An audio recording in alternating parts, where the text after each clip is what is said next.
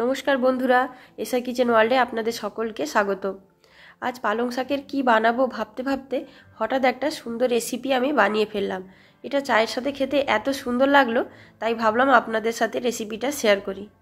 রেসিপিটা বানানোর জন্য আমার লাগছে আলু, পেঁয়াজ, পালং শাক, ধনেপাতা ও কাঁচা লঙ্কা।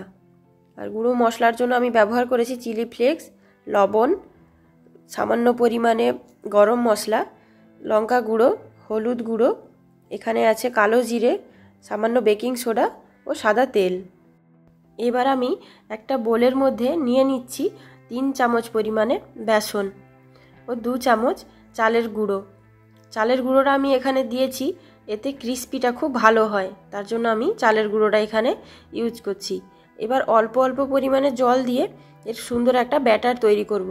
প্রথমে কিন্তু বেশি জল দিয়ে দিলে হবে না, তাহলে ব্যাটারটা কিন্তু খুব পাতলা হয়ে যাবে। আপনারাও এখানে এইভাবে অল্প অল্প জল ব্যবহার করবেন।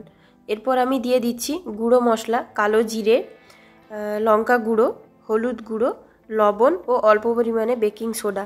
তারপর সব কিছু আমি একসাথে এখানে ভালো করে মিশিয়ে নিয়ে সুন্দর একটা ব্যাটার তৈরি করে নিচ্ছি। এবার এটাকে আমি 10 মিনিটের জন্য রেস্টে রেখে দেব। আরেকটা বোল নিয়ে সেদ্ধ আলুগুলোকে এইভাবে আমি ম্যাশ করে নিচ্ছি। আপনারা চাইলে এটা হাতের সাহায্যেও ম্যাশ করে নিতে পারেন। এবার আমার আলুগুলো ম্যাশ করা হয়ে গেছে। এর মধ্যে আমি দিয়ে দিচ্ছি একে একে লবণ, গুঁড়ো গরম মশলা। এরপর আমি এর মধ্যে দিয়ে দেব চিলি ফ্লেক্স।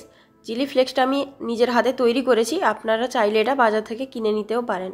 এরপর আমি এখানে দিয়েছি ধনেপাতা, কাঁচা লঙ্কা, পেঁয়াজ কুচি। পেঁয়াজ কুচিটা অপশনাল, আপনারা চাইলে এখানে না দিতেও পারেন। এবার সব কিছুকে আমি ভালো করে চামচের সাহায্যে মিশিয়ে নিচ্ছি। ভিডিওটি ভালো লাগলে ভিডিওটিতে একটা লাইক ও চ্যানেলটিকে সাবস্ক্রাইব করে পাশে থাকা বেল আইকনটি ক্লিক করে দেবেন, যাতে আমার নতুন নতুন ভিডিওর নোটিফিকেশান আপনাদের কাছে সবার আগে পৌঁছে যায়। তো দেখুন, আলুর পুরটা রেডি হয়ে গেছে। এবার আমি একটা প্লেট নিয়ে প্লেটের মধ্যে নিয়ে নিচ্ছি একটা পালং শাকের পাতা। পাতাটা দেখতে হবে কোনোভাবে যেন ছেঁড়া না থাকে, তাহলে এই যে আমি আলুর পুরটা দিচ্ছি, আলুর পুরটা কিন্তু বেরিয়ে যেতে পারে। তো তার জন্য একটা ভালো পালং শাকের পাতা নিয়ে তার মধ্যে আলুর পুরটা এইভাবে দিয়ে দিতে হবে। এবার এর ওপর থেকে আরেকটা পাতা ভালো করে চেপে এর সাথে লাগিয়ে নিতে হবে। পালং শাকের এই রেসিপিটা চায়ের সাথে আপনারা কিন্তু খুব সুন্দর এনজয় করতে পারেন। আমি যখন তৈরি করছিলাম আমি কিন্তু ভাবিনি যে এটা খেতে এতটা টেস্টি হবে। এটা বানানোর পর আমি যখন খেলাম তো সত্যি রেসিপিটা কিন্তু অসাধারণ লেগেছে, তাই ভাবলাম যে আপনাদের সাথে এটা শেয়ার করি। তো এভাবে দেখুন আমার সবগুলো তৈরি করা হয়ে গেছে। এবার একটা কড়াই গরম করে তার মধ্যে দিয়ে দিচ্ছি পরিমাণ মতো সাদা তেল। সাদা তেলটা আপনারা এখানে আপনাদের প্রয়োজন অনুযায়ী নিয়ে নেবেন। তেলটাকে কিছুক্ষণ গরম হতে দেব। এবার এই যে ব্যাটারটা তৈরি করেছিলাম, এই ব্যাটারের মধ্যে পালং শাক ও আলুর এই পুরটা এইভাবে চুবিয়ে নিয়ে তারপর আমি ছেড়ে দেব গরম তেলে এটিকে ভাজার জন্য। এটিকে আপনারা তেলের মধ্যে খুব কড়া করে উল্টে পাল্টে ভালো করে ভেজে নেবেন। একটু কড়া করে ভাজলে এটা খেতে কিন্তু খুবই টেস্টি হবে এবং এটি খেতে খুব ক্রিস্পি ও মুখরোচক হবে।